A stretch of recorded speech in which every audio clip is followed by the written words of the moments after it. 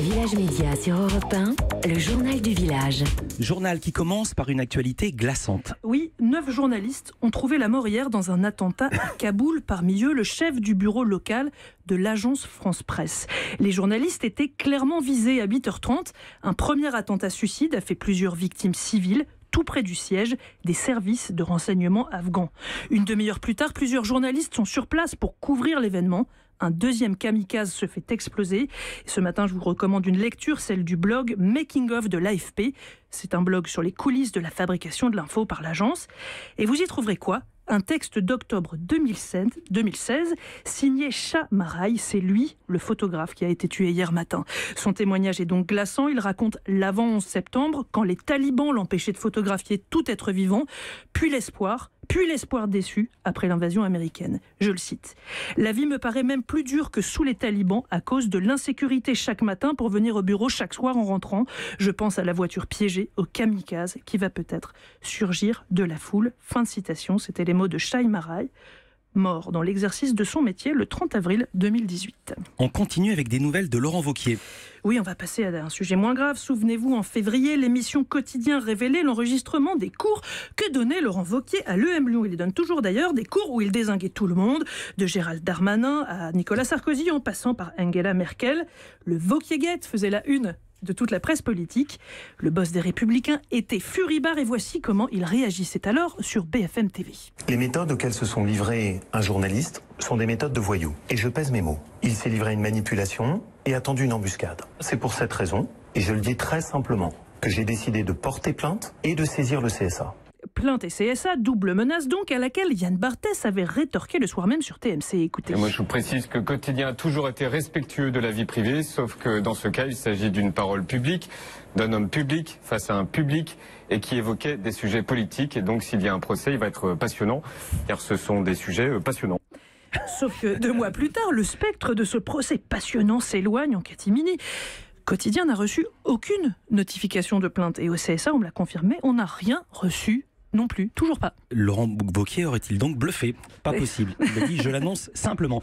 Une info maison que vous avez. Oui, c'est un petit clin d'œil sur une gaffe, enfin peut-être une grosse erreur de communication. Je vous ai déjà raconté ici comment l'interview de Laetitia Hallyday, publiée il y a quelques jours par Le Point, avait été ultra bétonnée, notamment par Mathieu Laine, son conseiller en communication. Sauf que dans l'interview, la femme de Johnny fait cette confession, je cite, « Oui, j'ai épousé la France, la Tour Eiffel ». Fin de citation. Eh bien, c'est cette petite phrase qui pourrait lui coûter cher. J'ai vérifié, oui, les avocats de Laura Smet et de David Hallyday ont soigneusement découpé Le Point et ont bien rangé l'article dans leur dossier. Ils le considèrent comme une cerise sur le gâteau de leur stratégie. Le règlement européen des successions internationales, en vigueur depuis 2015, est très clair. La loi applicable aux successions est celle dans laquelle le défunt avait sa résidence habituelle, pour Johnny, les États-Unis. Sauf qu'il y a une exception.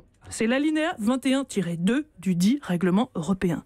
Si, je cite, au moment de son décès, le défunt présentait des liens manifestement plus étroits avec un État autre que celui dont la loi serait applicable, la loi applicable à la succession est celle de cet autre État.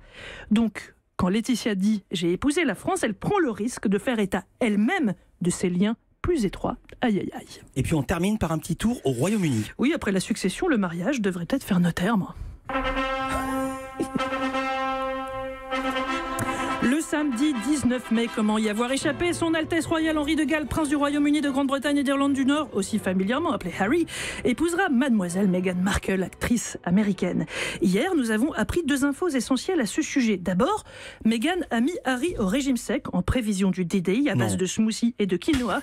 Oui, c'est vrai. Comment vous savez ça ? Je le sais parce que Laure Gignès, la programmatrice de Village Média, me l'a dit hier et j'ai trouvé ça génial. Voilà. Mais surtout, les chaînes de télé françaises ont révélé leur dispositif antenne. France 2, TF1 et M6 retransmettront la cérémonie en direct, respectivement à partir de 9h55, 10h et 10h40. Sur TF1, vous devriez retrouver le tandem Gilles Boulot, Anne-Claire Coudray. Sur France 2, ce sera un autre duo pimpant, Julien Bugier et Stéphane Bern, évidemment. Et sur M6, ce sera Nathalie Renoux aux manettes de ce direct. Pour comprendre à quel point c'est important pour les chaînes, retour 7 ans en arrière sur le mariage de Kate et William. Voilà, ça, ce sont les cloches au moment de la sortie de la messe à l'abbaye de Westminster. Chiffre vertigineux, plus de 2 milliards de téléspectateurs dans le monde sur la vénérable BBC, 24 millions de Britanniques. Et en France, avec 5 millions de téléspectateurs, France 2 avait battu TF1 ce jour-là. TF1 qui, elle, avait réuni 4 millions de téléspectateurs. Autre truc intéressant, pour en terminer sur ce mariage princé, c'est pas du tout une bonne opération financière pour les chaînes puisque la pub est interdite. Donc c'est un événement qu'on suit à l'antenne en direct, mais on peut pas faire trop de pub, donc pas gagner trop d'argent. Merci Raphaël Baillot. Europe 1.